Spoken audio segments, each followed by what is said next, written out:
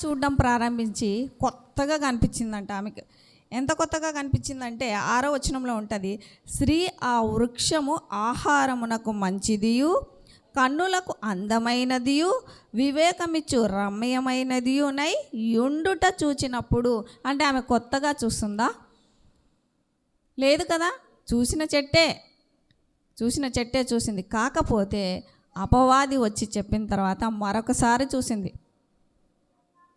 సాతాను సర్పము రూపంగా వచ్చి చెప్పినప్పుడు ప్రత్యేకంగా చూసింది దాన్ని.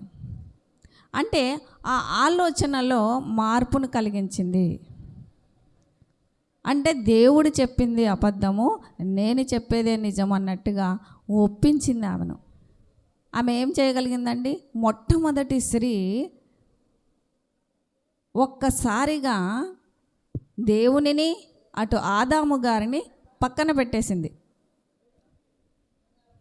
తండ్రి అయిన దేవుణ్ణి ఆదాము గారిని అక్కడ ఆమె పక్కన పెట్టేసి సాతాను సర్పము రూపంలో వచ్చి చెప్పగానే వినింది ఆ మాట. అక్కడ ఆమె వినింది. కానీ దేవుడు ఇరువురిని సమానంగా చేశారు. అది ఆదికాండం 1వ అధ్యాయంలో ఉంటుంది. మన స్వరూపము మన పోలిక చొప్పున నరులను చేయదమని పురుషుని గాను స్త్రీ గాను దేవుడు చేశాడు. అది అక్కడ ఇద్దరు ఈక్వల్గానే ఉన్నారు, సమానంగానే ఉన్నారు. అవునా? ఆదామును హవ్వను చేసినప్పుడు ఇద్దరిని ఒకేలాగా సమానంగా దేవుడు చేశాడు. కానీ ఇక్కడ ఏం చేసింది ఆమె? దేవుణ్ణి పక్కన పెట్టేసింది, అలాగే ఆదాం గారిని పక్కన పెట్టేసింది. సర్పం వచ్చి చెప్పగానే వినేసింది. విన్న వెంటనే మళ్ళీ ఒకసారి ఆ చెట్టును చూడంగానే అది తనకు ప్రత్యేకంగా కనిపించింది. ఇక్కడ ఏమైంది? సర్పము చేత మోసపరచబడింది ఆమె. మొట్టమొదటి స్త్రీ సర్పము చేత మోసపరచబడింది. ఎందుకని అంటే అతనేమో వచ్చి ప్రత్యేకంగా అడగడమే ఏమడుగుతున్నాడు? ఇది నిజమా అని ఆశ్చర్యపరిచే విధంగా అడిగాడనమాట. అపవాది వస్తేనే మనం కూడా ఉంటాం. సడన్గా ఎవరన్నా వచ్చి వెంటనే మనల్ని ఆశ్చర్యపరిచేటట్లు, ఇది నీకు తెలుసా అంటే ఏది అన్నట్లుగా మోసం చేసింది. సర్పము స్త్రీని మోసం చేసింది. ఆదాము గారిని మోసం చేయలేదండి, స్త్రీని మోసం చేసింది. నరుడు ఒంటరిగా ఉండటం మంచిది కాదన్నాడు కదా దేవుడు. నరుడు అంటే ఇద్దరు వస్తారు కదా, అందులోనే నరుని నుండి తీయబడినది నారి కాబట్టి ఆ నరుల్లో నుండి తీయబడిన నారి కూడా ఒంటరిగా ఉండటం మంచిది కాదు. అక్కడ ఒంటరిగా ఉంది కాబట్టే అపవాది ఆమెను మోసపరిచింది. మొట్టమొదటిది ఏమైంది? ఆమె మోసపోయింది. హవ్వ ఏమైందండి? మోసపరచబడింది. దేని చేత? సర్పము చేత. ఇది ఒకటి బాగా గుర్తుపెట్టుకోండి. ఎవరి చేత మోసపరచబడింది? సర్పము చేత ఆమె మోసపరచబడింది. ఎందుకని? ఒంటరిగా ఉండటం చేతనే. ఎవరు లేని సమయం చూసుకునే వచ్చింది, మోసం చేసింది. అంటే నరుడే కాదు, స్త్రీ కూడా ఒంటరిగానే ఉండకూడదు. ఒంటరిగా ఉంటే ఇలాగే మోసం చేసే వాళ్ళు వస్తారు. ఇప్పుడు కూడా జరగడం లేదా? ఎంతమంది మోసపోతున్నారు చెప్పండి? ఇంట్లో పెద్దలు భర్తలు లేనప్పుడు, తల్లిదండ్రులు లేనప్పుడు ఎవరైనా వచ్చి ఏదైనా వచ్చి చెబితే వెంటనే నమ్మేస్తాం. ఇంట్లో వాళ్ళు ఉన్నారు కదా, వాళ్ళని అడగాలి కదా అని అనుకుంటామా? అనుకోం. మన సొంత నిర్ణయాలు తీసుకుంటాం. అలా తీసుకోవడం వల్ల ఏమవుతుందంటే నష్టపోతాము, దెబ్బతింటాము. ఇక్కడ అదే జరిగింది హవ్వమ్మ గారికి. తర్వాత మరొక మాట చూద్దాం.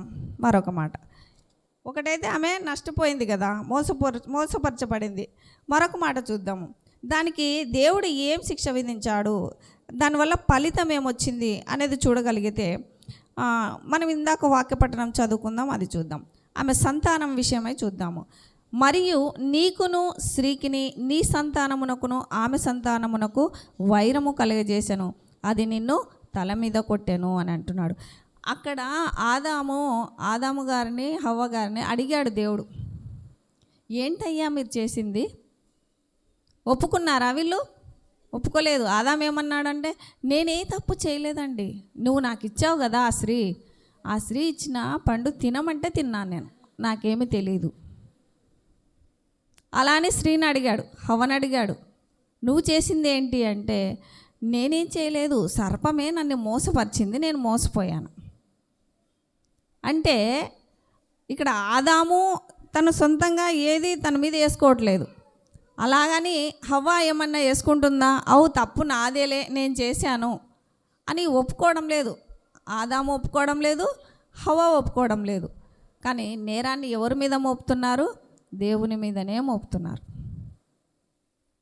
నేను మోసపోలేదు, నేను కావాలని తినలేదు, హవ్వ ఇచ్చింది నేను తిన్నాను.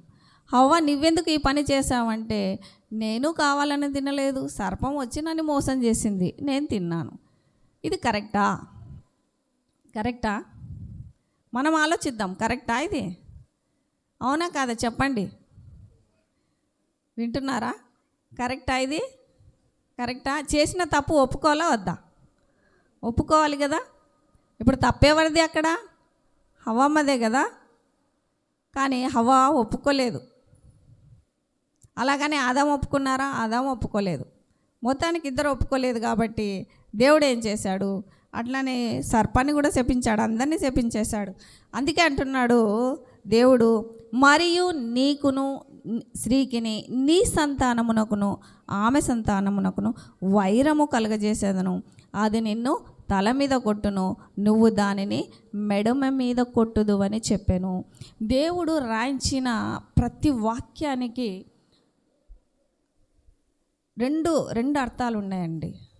ఆత్మీయంగా ఒక అర్థం ఉంటుంది, లోకపరంగా ఒక అర్థం ఉంటుంది. ఇప్పుడు సర్పం అనేది మనం చూస్తాం. సర్పం పాము కదా. పాము అందరికీ తెలుసు కదా. పాము కాటేస్తే ఎక్కువగా ఎక్కడ కాటేస్తుందండి? ఎక్కడ మెడిమే మీదనే కదా. కాళ్ళను పట్టుకుంటుంది. ఎక్కువ శాతం కాళ్ళకే కదా కాటేస్తుంది. కానీ దాన్ని ఎలా చంపుతారు? ఎక్కడ కొడతారు? తల మీదనే కొడతారు. అవునా? దానికి మనిషిని ఎక్కడ టార్గెట్ చేస్తుంది అంటే పాదాలనే టార్గెట్ చేస్తుంది. కానీ మనుషులు దానికి ఎక్కడ టార్గెట్ పెడతారు? ఎక్కడ చంపుతారు? కరెక్ట్గా తల మీదనే కొడతారు. ఎందుకంటే దాని బలమంతా అక్కడే. మనిషి బలమంతా దేని మీద ఉంటుంది? మనిషి నిలబడాలంటే పాదం ఉండాలి కదా. పాదాలు లేకపోతే మనిషి నిలబడతాడా? నిలబడలేడు. ఇది లోకపరంగా, లోకం పుట్టింది మొదలు ఇప్పటి వరకు జరుగుతుందా? జరుగుతుంది కదా. ఇప్పుడైనా పాములు ఎలా చంపుతారు? ఎక్కడ కొట్టి చంపుతారు? తల మీదనే కదా. ఏం చెప్పారు? తల మీద కొడతారు కదా. పాము ఎక్కడ కాటేస్తుంది? కాళ్ళ మీదనే కదా. అక్కడ చెప్తున్నాడు, అదే చెప్తున్నాడు చూడండి. ఏం చెప్తున్నాడు? మరియు నీకును స్త్రీకిని నీ సంతానమునకును ఆమె సంతానముకును వైరము కలుగజేశాను, అది నిన్ను తల మీద కొట్టును. ఎవరు తల మీద కొడతారండి? మనుషులు, పురుషులే కదా చంపేస్తారు, తల మీద కొడతారు. తర్వాత నీవు దానిని మెడిమ మీద కొట్టదువు. మెడిమనే కదా పట్టుకుంటుంది పాము. అలాగే ఇది లోకానికి ఎంతగా అప్పుడు చెప్పింది ఇప్పటి వరకు ఎలాగైతే అది నడుస్తూ ఉందో, ఆత్మీయంగా ఇక్కడ అది అనే మాటకి ఫుట్ నోట్లో ఆయన అని ఉంది. ఆయన అని ఉంటే ఇది యేసుక్రీస్తు ప్రభుల వారిని గూర్చిన ప్రవచనము. ఆ ప్రవచనాన్ని ఇక్కడ చెప్తున్నాడు. మరియు నీకును స్త్రీకిని, స్త్రీ సంతానము ద్వారా. ఎవరండి? దేవుడైన యేసుక్రీస్తు ప్రభువు ఈ లోకానికి వచ్చేటప్పుడు కన్యక మరియ గర్భాన పుడతాడు ఆయన. అవునా కాదా? స్త్రీనే కదా ఆయనను గర్భం ధరిస్తుంది. ఆ గర్భాన ఆయన పుడతాడు.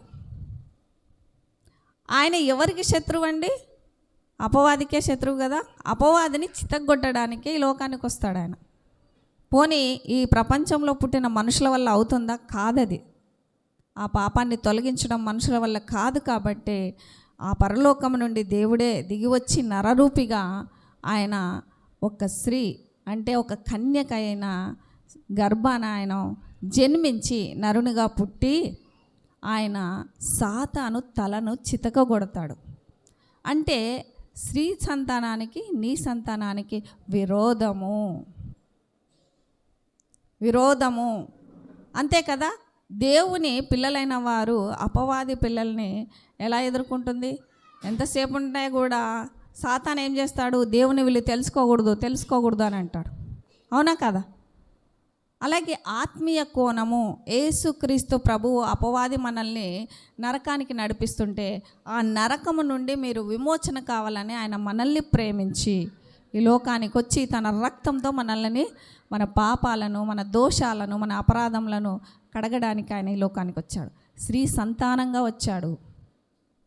స్త్రీ సంతానము అపవాది సంతానానికి ఏమవుతుంది? విరోధం అవుతుంది, శత్రువు అవుతుంది. అది ఇక్కడ మనకు చెప్తున్నాడు. మరొక మాట చూద్దాం. ఏమైందండి ఇక్కడ? దేవుని సంతానము వేరు, అపవాది సంతానం వేరు. అంటే అపవాది సంతానము నుండి విడిపించడానికి దేవుడు మన దగ్గరకు వచ్చాడు. అది ఎవరిని ఎన్నుకున్నాడండి? స్త్రీనే. ఇక్కడ ముఖ్య పాత్ర ఎవరు? స్త్రీనే. అంటే దేవుడు స్త్రీని తగ్గించాడా? తగ్గించలేదు. మనల్ని మనమే తగ్గించుకున్నాం. మరొక మాట చూద్దాం. మరొక మాట, ఒకటేమో తను మోసపోయింది, రెండోదేమో సర్పము అలా మోసం చేయడంతో. కానీ దేవుడు యేసుక్రీస్తు రూపేణ ఈ లోకానికి వచ్చాడు. స్త్రీనే ఎన్నుకొని స్త్రీ ద్వారా దేవుడు లోకానికి వచ్చి మనలందరినీ పాపం అనే శిక్ష నుండి విడిపించాడు. కానీ ఇది దేవుని శిక్షనే కదా. ప్రసవ వేదన ముందు లేదు స్త్రీకి, అవునా? ఉందా? లేదు. కానీ పెంచాడు దేవుడు. ఇక్కడ చెప్తాడు అదే మాట, కింద చెప్తాడు చూడండి. ఆయన స్త్రీతో నీ ప్రయాసమును, నీ గర్భవేదనను నేను మిక్కిలి పెంచేదను అన్నాడు. చూడండి, అవునా? నీ గర్భవేదనను మిక్కిలి పెంచేదను. అలాగే మళ్ళీ ఒక మాట అంటాడు, నీ భర్త ఎడల నీకు వాంఛ కలును, అతడు నిన్ను ఏలునని చెప్పాను. ఆదికాండంలో 1వ అధ్యాయంలో ఏం చెప్తాడంటే మీరు భూమిని ఏలండి అని చెప్తాడు. ఇప్పుడు ఇక్కడ ఏం చెప్తున్నాడు? నీ భార్యను కూడా ఏలమంటాడు. అప్పుడు భార్య భర్తలు సమానంగా ఉన్నారు, కానీ ఆ అధికారాన్ని స్త్రీ పోగొట్టుకుంది.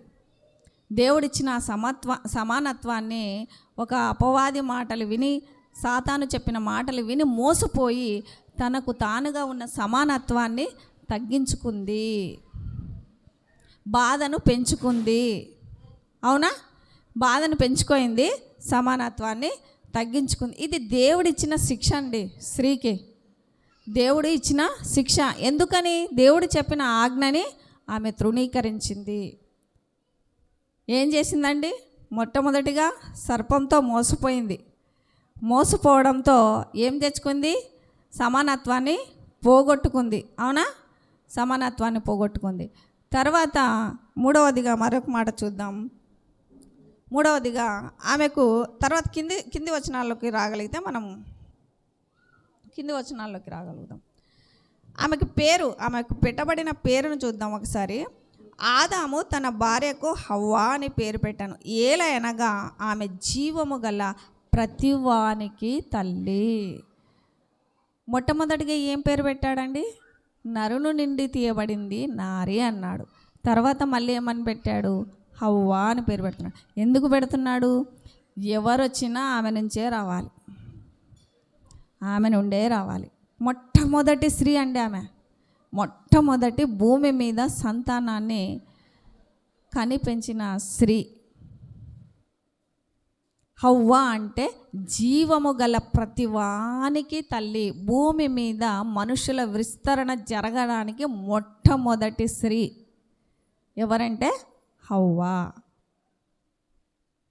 ఆ పేరును తెచ్చుకుంది. ఆదాము ద్వారా దేవుడు ఆదామును సృష్టిస్తే ఆదాము ద్వారా ఆమె 2 పేర్లు తెచ్చుకుంది. నారి, తర్వాత హవ్వా అని పేరు తెచ్చుకుంది. కానీ ఆ పేర్లు తెచ్చుకుంది, కానీ దేవుడిచ్చిన సమానత్వాన్ని పోగొట్టుకుంది, తను తాను తగ్గించుకుంది. కానీ ఆ తగ్గించుకున్న స్త్రీ యొక్క సమానత్వాన్ని మరలా హెచ్చించుకోవడానికి ఎవరిని వాడుకున్నాడు దేవుడు? మరలా స్త్రీనే వాడుకున్నాడు. తన బిడ్డల్ని తను తగ్గించుకుంటాడా? దేవుడు తగ్గించుకోడండి. బిడ్డలని దేవుడు ఎప్పుడు సమానంగానే చూస్తాడు. అది వాగ్దానం కదా, దేవుడు ఇచ్చాడు. కానీ ఈ బిడ్డలు ఇప్పుడున్న లోకంలో ఎట్లుందంటే ఆడపిల్లలు ఒకలా చూస్తారు, మగపిల్లల్ని ఒకలా చూస్తారు. నిజంగా మనమే తల్లులమే మనమే ఆడపిల్లలమై ఉండి మగపిల్లలకి హైలైట్ చేస్తాం, ఆడపిల్లల్ని తగ్గించేస్తాం. మనమే మన బిడ్డల్ని తగ్గించుకుంటాం. అది కరెక్టా? కరెక్ట్ కాదు కదా. అలా చేయకూడదు. ఆడపిల్లలైనా మగపిల్లలైనా వాళ్ళని కరెక్ట్గా సమానంగా పెంచాలి. అలా రాకూడదు, ఆ ఆలోచన అలా ఉండకూడదు అని దేవుడు చెప్తున్నాడు. ఆ ఆలోచన కలిగి మనం ఉండాలి. అలాంటి ఆలోచనలోనే మనం ఉండాలి. ఎప్పుడు మనకి మనముగా తగ్గించుకోకూడదు. అలా చేయడం వల్ల మనమే కష్టాలను కొని తెచ్చుకుంటాం. దానికి నిదర్శనం ఎవరు? హవమ్మ గారే. హవమ్మ ఏం చేసింది? ఎవరో కొత్త వ్యక్తి వచ్చి మాట్లాడితే మాటలు నమ్మేసింది. అట్లా నమ్మొచ్చా? ఇంట్లో భర్త ఉంటాడు, పెద్దవాళ్ళు ఉంటారు, వాళ్ళని గురించి అడిగి చెప్తానన్నాళ్ళు, కానీ డైరెక్ట్గా చెప్పినాడు అనేసి నమ్మేసి అది ఆమె పని చేసేసి అది వీళ్ళకి కూడా పని చేస్తే ఏమవుతుంది? నష్టపోతుంది, బాధపడుతుంది, తను బాధపడి కుటుంబాన్ని బాధ పెడుతుంది. అలా ఉండకూడదు. మనకు కూడా ఇప్పుడు ఉన్నాము, మన ఇంటికి ఎవరో తెలియని వ్యక్తులు వచ్చినారు, ఏమో మనకు తెలిసినట్లుగా మాట్లాడి సరే సరే కూర్చోండి అని భోజనం పెడతామా? అట్లా పెట్టాం కదా. ఎవరు వచ్చారు, ఎందుకు వచ్చారు, ఎవరి కోసం వచ్చారు, మీకు ఎవరు కావాలి అని డీటెయిల్స్ అడగమా? ఒకవేళ ఏదైనా చెప్పినా మా ఇంట్లో పెద్దవాళ్ళు లేరు, వాళ్ళు వస్తారు అని అడుగుతామా లేదా? అందుకే సొంత నిర్ణయాలు తీసుకోకూడదు. సొంత నిర్ణయాలు తీసుకొని మనకున్న అర్హతను కోల్పోకూడదు. ఆ అర్హత కోల్పోయిన హవ్వమ్మ ద్వారా తిరిగి అర్హతను ఇవ్వగలిగాడు దేవుడు. ఎవరి ద్వారా ఇవ్వగలిగాడు అంటే మత్తయి సువార్తలో చూద్దాం ఒక మాట. మత్తయి సువార్తలో చూద్దాం. మత్తయి సువార్తలో క్రీస్తు వంశావళిలో ఇక్కడ కూడా మనకు ఎవరు కనిపిస్తారంటే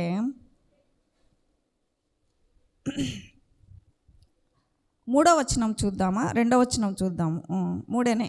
యూదా తామారు నందు పెరోసును జెరోహును కనని. ఈ యూదా తామారు అనే మాట ఇక్కడ వస్తుందండి. తామారు అంటే ఏంటి? ఒక స్త్రీ పేరు. యూదా కోడలి పేరు. ఈమె విధవరాలు. యూదా తన కుమారునికిచ్చి వివాహం చేస్తే పెద్ద కుమారుడు దేవుని దృష్టిలో చెడుతనం చేస్తే దేవుడు మొత్తగా ఆయన చనిపోతాడు. దాని తర్వాత అతని తమ్ముని మీ వదినకు మరిది ధర్మము చేయమంటే చేయలేని పక్షములో దేవుడు చూసి మరలా ఆయనను కూడా మొత్తడం వల్ల అతను కూడా చనిపోతాడు. ఆయనకి ఇంకొక కుమారుడు ఉంటాడు, వాడు పెద్దవాడయ్యేంత వరకు నువ్వు మీ అమ్మ వాళ్ళ ఇంట్లో ఉండు అని చెప్తాడు. మాట ఇచ్చి మర్చిపోతాడు. కానీ మర్చిపోయిన ఆ మాటని ఈమె మాత్రం గుర్తుపెట్టుకొని వాళ్ళ మామగారి దగ్గరికి వెళ్ళి ఒక విధవరాలైన అత్తగారింటిని విడవకుండగా ఆ గౌరవాన్ని సంపాదించుకోవాలని ఆయన దగ్గరికి వెళ్ళగా దేవుడు గర్భఫలం అనే స్వాస్థ్యాన్ని ఆమెకు దయచేస్తాడు. ఒక స్త్రీ తీసుకునే నిర్ణయాలను బట్టి అక్కడ హవమ్మ ఏం నిర్ణయం తీసుకుంది?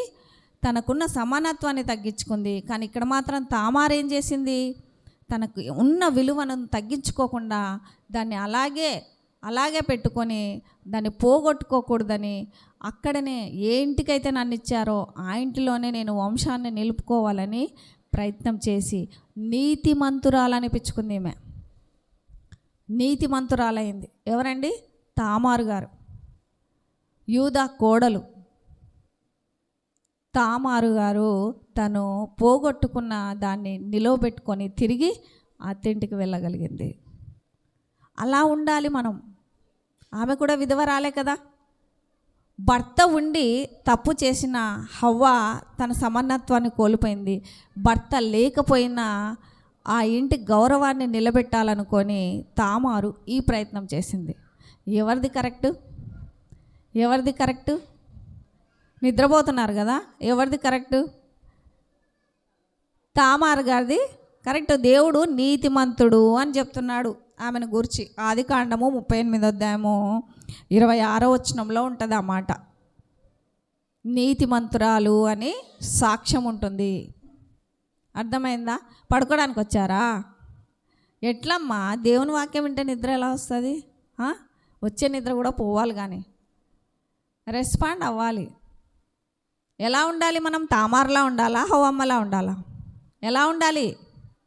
తామారులాగానా, హవ్వమ్మలాగానా? తామారులా ఉండాలి. మనము వివాహమైన తర్వాత అత్తింటికే శాశ్వతం అవుతామా, పుట్టింటికి శాశ్వతం అవుతామా? చెప్పండి.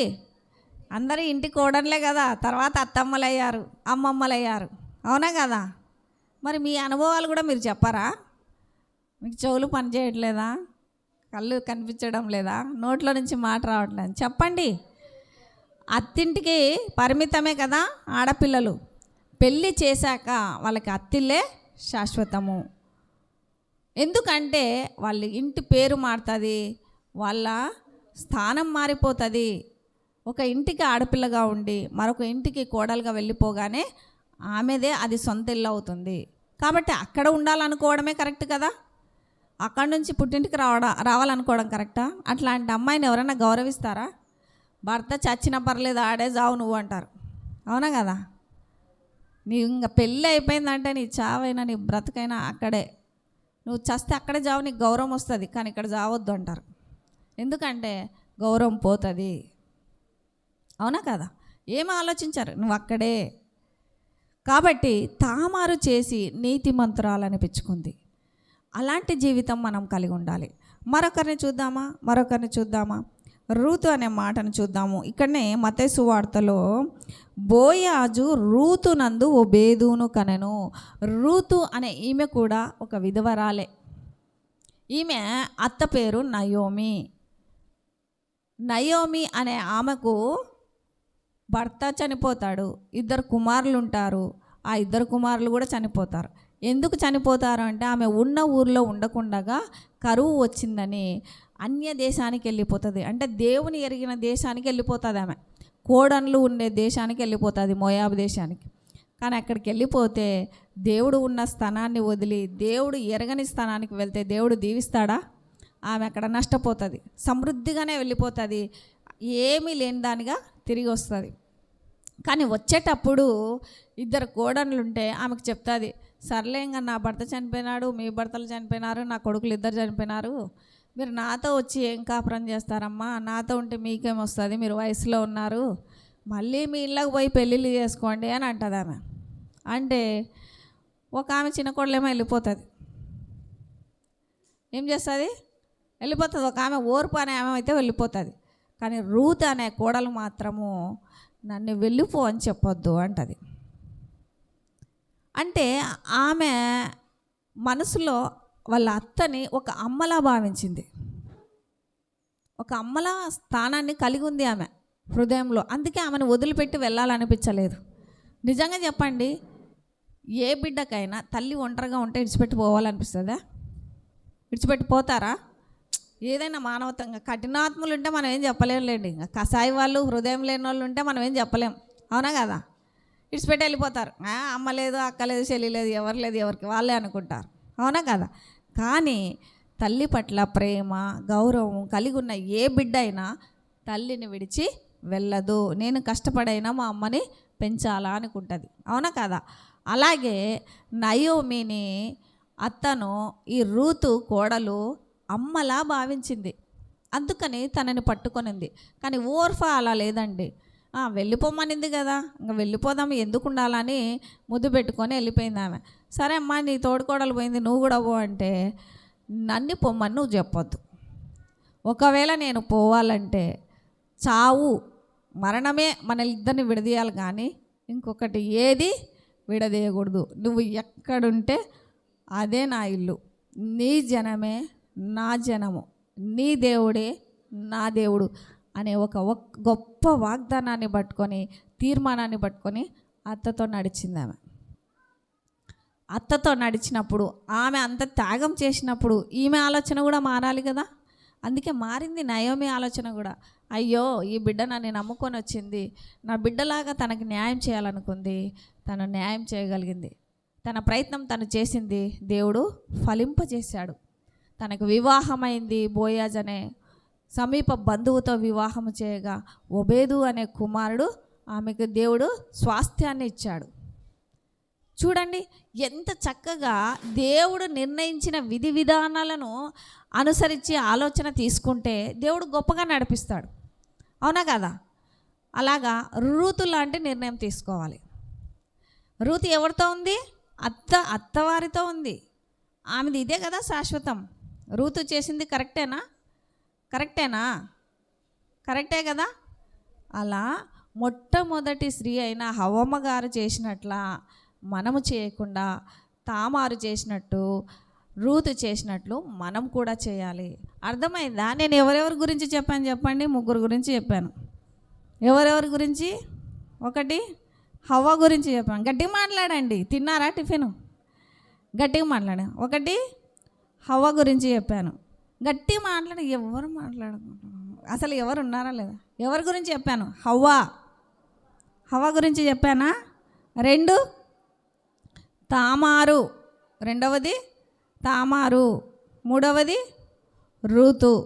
అసలు ఏంది మాట్లాడాలా వద్దా? అసలు ఏమబ్బా, ఏమన్నా ఎనర్జీ కరిగిపోతుందా? కష్టపడతారా ఏమన్నా? బయట కూర్చొని సీరియల్ చెప్పమనండి, సౌండ్ పీక్లో వెళ్ళిపోతుంది. అట్నే దేవుని మాటలు చెప్పడానికి సిగ్గుపడకూడదండి. మిమ్మల్ని బట్టి దేవుడు సిగ్గుపడతాడు. దేవుని మాటలు చెప్పడానికి సిగ్గుపడ్డం ఎందుకు? గట్టిగా చెప్పాలి.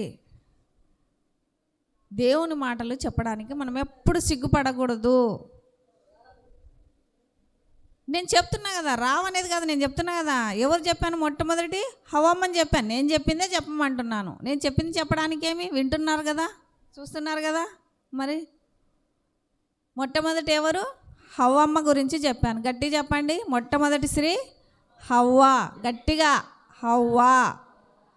హవ్వ గురించి చెప్పాను. ఈమె మొట్టమొదటి స్త్రీ, మోసపోయిన స్త్రీ. 2వ వ్యక్తి ఎవరు? తామారు, యూదా కోడలు. కానీ ఈమె పుట్టినింటిని కాక అత్తింటినే కావాలని వెళ్ళిపోయి ఒక స్వాస్థ్యాన్ని, ఒక బహుమానాన్ని దేవుని ద్వారా పొందుకొని నీతిమంతురాలు అని సాక్ష్యం పొందింది. తర్వాత 3వది రూతు నయోమి అనే అత్తను హత్తుకొని ఒక తల్లిలా భావించి ఆమెతో స్థిరంగా నిలిచింది. మీరు చెప్పాలండి, అడుగుతారు, మీరు ఏం విన్నారని అడుగుతారు, మీరేమి చెప్పారు. అట్లే శుద్ధపప్పులు ముద్దపప్పులాగా అట్లే కూర్చుంటారు.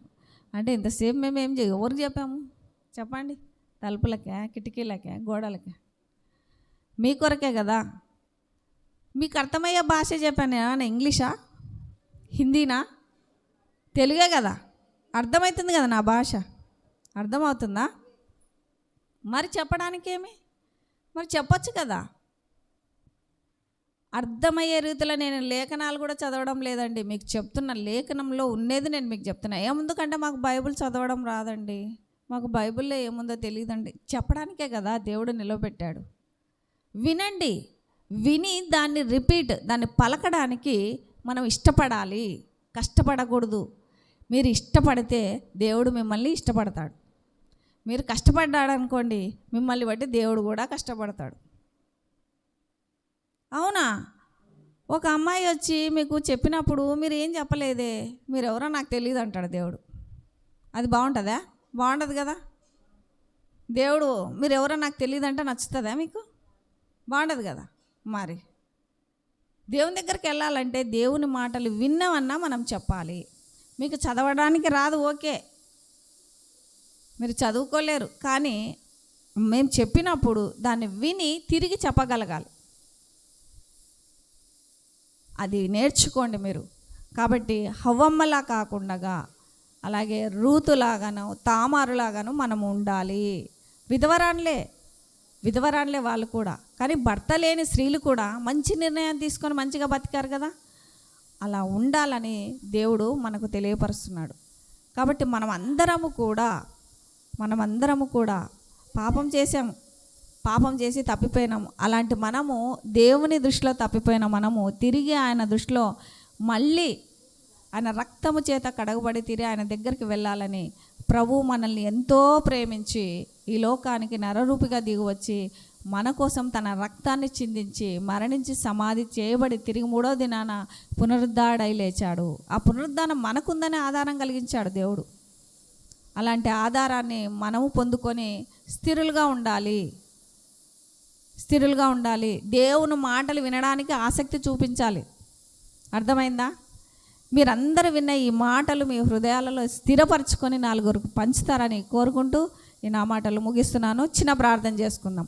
ప్రేమ కలిగిన మా ప్రియ పరలోకపు తండ్రి, అవును తండ్రి, మొట్టమొదటిసారిగా తండ్రి మీరు నిర్మింపబడిన హవ్వాను గూర్చి, అలాగే తామారును గూర్చి, రూతమ్మను గూర్చి తండ్రి తెలుపబడిన మాటలు విని విడిచిపెట్టక వారి హృదయాలలో నీరు కట్టి ఫలింపచేసి అపవాది ఎత్తుకొని పోకుండానట్లుగా తండ్రి ఆ మాటలు విన్నవారు నలుగురికి చెప్పేలాగున మీరే కృప చూపుతారని కోరుకుంటూ తండ్రి నన్ను నేను తగ్గించుకొని మిమ్మల్ని మాత్రమే హెచ్చిస్తూ ఈ కొద్ది ప్రార్థన శ్రేష్టమైన యేసుక్రీస్తు నామమున సమర్పించి మీకే స్తుతులు స్తోత్రములు చెల్లిస్తున్నాను తండ్రి. ఆమెన్. ప్రభువు పేరిట అందరికీ వందనాలు.